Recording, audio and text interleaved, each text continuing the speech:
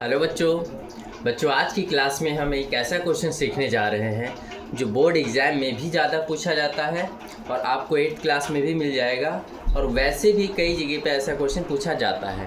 ठीक है, और इस क्वेश्चन को सॉल्व करने का एक मेथड भी सीखेंगे। तो क्वेश्चन हमारा ये है कि दो क्रमागत धनात्मक पूर्णांकों का गुणनफल 306 है, पूर्णांकों को ज्ञात कीजिए।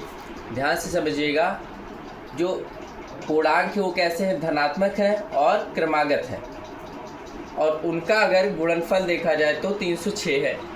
तो वो कौन कौन से ऐसे नंबर हैं जिनका गुणा करने पर 306 आता है, और वो क्रम से भी हैं, जैसे 4 के बाद 5, 8 के बाद 9, 15 के बाद 16, ऐसे क्रम वाले नंबर होने चाहिए। तो चलिए इसका हम हल देखते हैं। तो सबसे पहले क्या किया जाता है बच्चों, माना पहला धनात्मक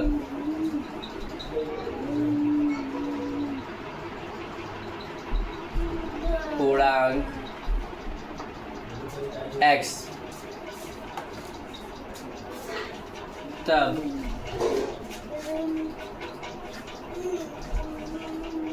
दूसरा क्रमागत पूर्णांक क्या होगा बच्चों। अब यहाँ पे बच्चों को कन्फ्यूजन हो जाती है कि पहला क्या है दूसरा क्या है। ठीक है, पहला तो मान लो x होता है, लेकिन दूसरा कैसे पता करें। अब क्रमागत है, मान लो पहली संख्या 5 है तो इसका क्रमागत दूसरी संख्या क्या होगी 6। तो 6 कैसे आ सकता है, पहले वाले में 1 जोड़ दो। तो जब भी क्रमागत पूछे तो पहले वाले में 1 जोड़ दिया जाता है तो हमें दूसरा क्रमागत मिल जाता है। ठीक है, तो ये बनेगा x + 1। अब आते हैं प्रश्न के अनुसार।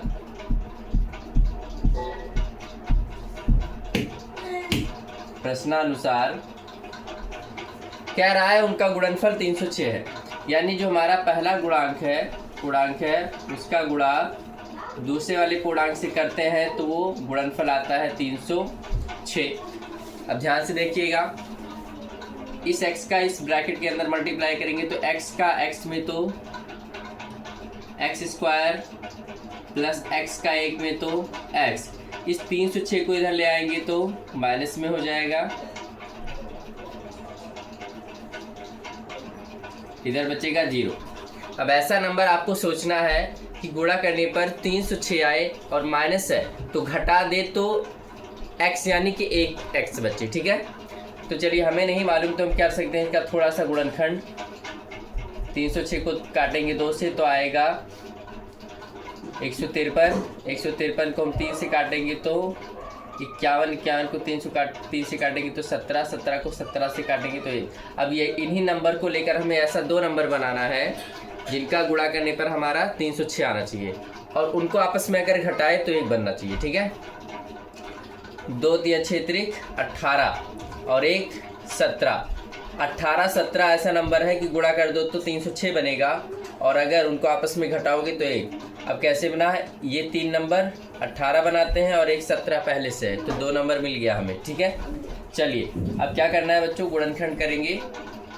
x² ऐसे लिखेंगे, इसकी जगह पे हम लिख लेंगे 18x - 17x। ठीक है, -306 ऐसे रहा, बराबर में 0। अब क्या किया जाता है, इसमें और इसमें कॉमन लिया जाता है। अब कॉमन लेंगे तो दोनों में क्या कॉमन नज़र आ रहा है बच्चों, x। तो यहाँ पे x कॉमन हुआ तो x + 18 यहाँ पे बचा।